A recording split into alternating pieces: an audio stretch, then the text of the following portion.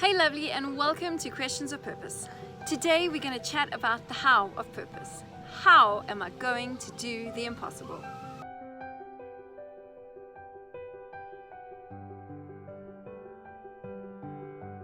If you feel God's called you to something way bigger than yourself, welcome to the club.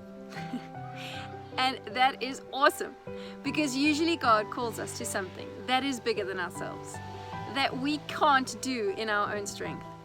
Because when we do things that we know are impossible for man, we know it is God who's working through us. God tells us in Proverbs 3 verse 6, "In all your ways acknowledge Him, and He will make your path straight."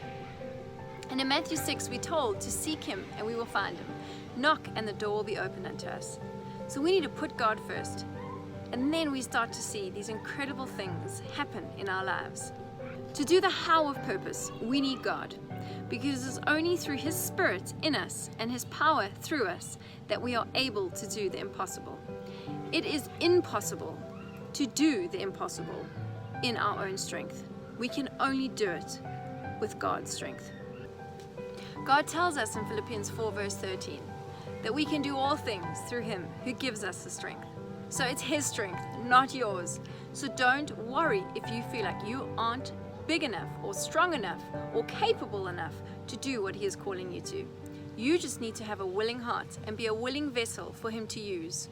As 2 Corinthians 12 verse 9 to 10 tells us, God's strength is made perfect in our weakness.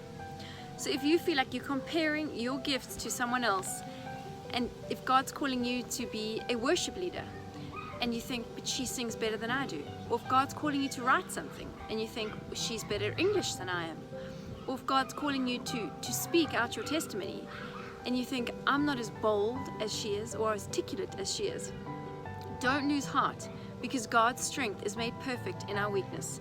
And often God calls us to something bigger than ourselves so that His power and His glory shines through us.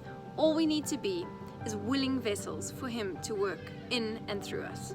When you feel attacked by the doubts, when you have those thoughts come that think, I'm just not good enough, I can't do this, like Romans 12 tells us, renew your mind.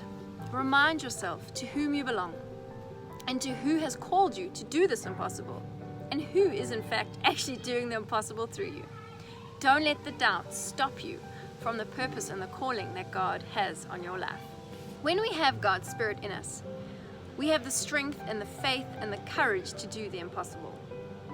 Then we're able to take out the Goliaths in our lives like David did with a tiny pebble. Then we're able to build arks like Noah did when there is no rain.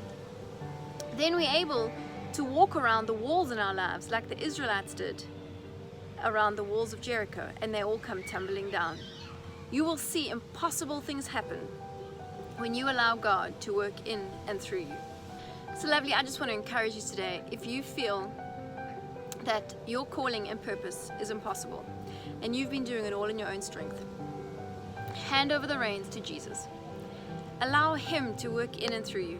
Allow His strength, His Spirit to give you the bravery and the faith and the courage and the words to do what He has called you to do.